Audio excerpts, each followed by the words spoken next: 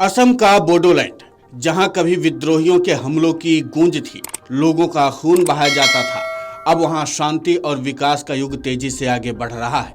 इस सप्ताह 2020 में हुए बोडो शांति समझौते की 5वीं वर्षगांठ पर बोडोलैंड में कई कार्यक्रम आयोजित किए गए हैं। दुनिया के लोग बोडोलैंड को विकास के लिए पहचानें, इसके लिए कई सारे सकारात्मक कदम उठाए जा रहे हैं।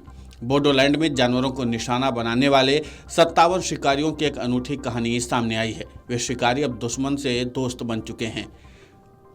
रायमोना राष्ट्रीय उद्यान में गोल्डन लंगूर, क्लाउडेड तेंदुआ, हिमालयी काला हिरण, एशियाई हाथी, रॉयल बंगाल टाइगर, धूमिल तेंदुआ, भारतीय गौर, जंगली जल भैंसा और चित्तीदार हिरण सहित दूसरी ऐसी कई प्रजातियों की रक्षा कर रहे हैं जो मौजूदा समय में लुप्तप्राय अवस्था में हैं।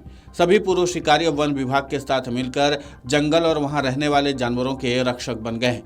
भले ही अभी उन्हें मामूली सा भत्ता मिल रहा है, मगर रायमोना गोल्डन लंगूर इको टूरिज्म सोसाइटी और बोडोलैंड प्रादेशिक परिषद के चीफ प्रमोद बोरो इन पूर्व शिकारियों को वन विभाग में स्थायी जॉब दिलाने के लिए ठोस प्रयास कर रहे हैं। बता दें कि असम सरकार ने बोडो शांति समझौते होने के बाद 2021 में रायमोना को राष्ट्रीय उद्यान घोषित किया था। रायमोना राष्ट्रीय उद्यान प्रमुख तौर से गोल्डन लंगूर के लिए प्रसिद्ध है। यह उद्यान असम के सुदूर पश्चिमी हिस्से में बोडोलैंड प्रादेशिक क्षेत्र के कोकराझार जिले के गोसाई गांव और कोकराझार उपखंडों में फैला हुआ है। इस उद्यान की विशेषता यहाँ की समृद्ध जैव विविधता और अद्वितीय पारिस्थितिकी तंत्र है।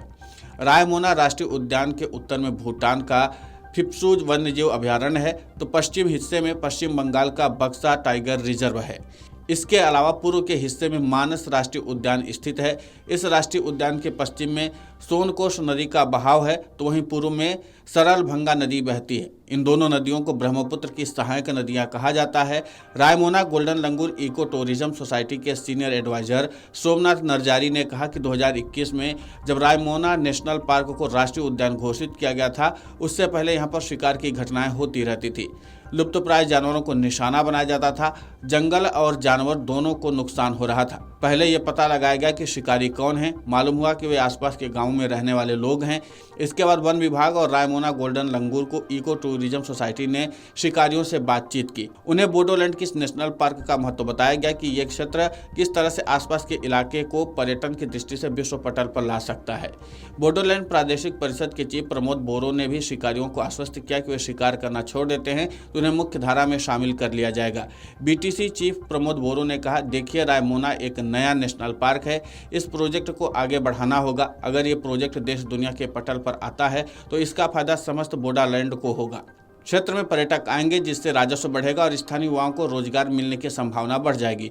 बोडोलैंड में मानस और रायमोना दोनों नेशनल पार्क में शिकारियों की एक बड़ी संख्या देखी गई थी। जब बातचीत शुरू हुई तो दोनों ही पार्कों में सैकड़ों शिकारियों ने आत्मसमर्पण कर दिया। सोमनाथ नरजारी ने बताया कि यह शिकारी जंगल के चप्पे चप्पे से वाकिफ हैं। इन्हें जानवरों की दिनचर्या की जानकारी भी रहती है। अब 57 पूर्व शिकारी वन विभाग के साथ मिलकर जंगल और जानवरों की सुरक्षा कर रहे हैं।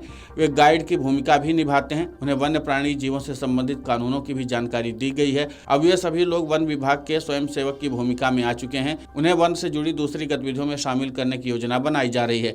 नरजारी के मुताबिक अभी तक इन्हें लगभग 50,000 रुपए की एक मुफ्त वित्तीय सहायता प्रदान की गई है। उम्मीद है कि जल्द ही वे वन विभाग में स्थायी जॉब पाने में कामयाब होंगे। पूर्व शिकारी ओडेन मुसाहारी कहते हैं, यह हमारे जीवन की एक बड़ी घटना है। रायमोना गोल्डन लंगूर इको टूरिज्म सोसाइटी ने हमसे संपर्क किया था। हमें बताया गया कि अगर वे शिकार करना छोड़ देते हैं तो उन्हें मुख्य धारा में शामिल कर लिया जाएगा। हमसे कहा गया कि अब बोडोलैंड में शांति समझौता लागू है। ऐसे में असम सरकार और बीटीसी दोनों मिलकर उनके लिए विकास की नई राहें तलाश सकते हैं। इसके बाद उन्होंने जंगल में शिकार करने का इरादा त्याग दिया। वे जानवरों के दोस्त बन गए हैं। हमारा प्रयास है कि पार्क देश और दुनिया का एक अनूठा नेशनल पार्क बने। रेमोना नेशनल पार्क लगभग 422 वर्ग किलोमीटर यानी कि लगभग 163 वर्ग मील के क्षेत्र में फैला हुआ है। इस क्षेत्र में जंगल, घास के मैदान, आर्द्रभूमि और नदी, इस तरह का पारिस्थितिकी तंत्र विकसित हुआ है। नेशनल पार्क में साल के ऊंचे एवं पर्णपाती पेड़ लगाए जाते हैं। ये कई तरह के जानवरों को आवास प्रदान करते हैं। सागौन, बांस व आर्किड के पेड़ों के अलावा यहाँ पर घास और जली पौधे भी पाए जाते हैं। जंगल में गोल्डन लंगूर, एशियाई हाथी, धूमिल तेंदुआ, रॉयल बंगाल टाइगर, जंगली भैंसा, चित्तीदार हिरण, असमिया मकाक, कैप्ड लंगूर, चीनी पेंगोलिन, हिमालयी काला भालू, नेवला, जंगली बिल्ली, तेंदुआ बिल्ली, सुनहरी बिल्ली, तेंदुआ, हिमालयन सूर, सांभर, चीतल, होंग हिरण और हिस्पिड खरगोश आदि जानवर पाए जाते हैं।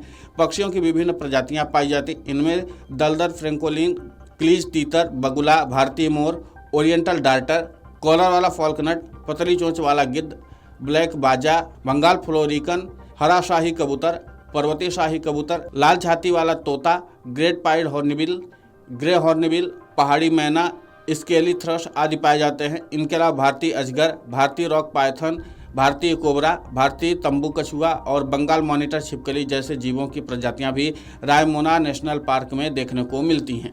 Video desk अमरउजाला.com। अमर उजाला जीवांजलि के सारथी की मदद लें और महाकुंभ में स्नान जरूर करें।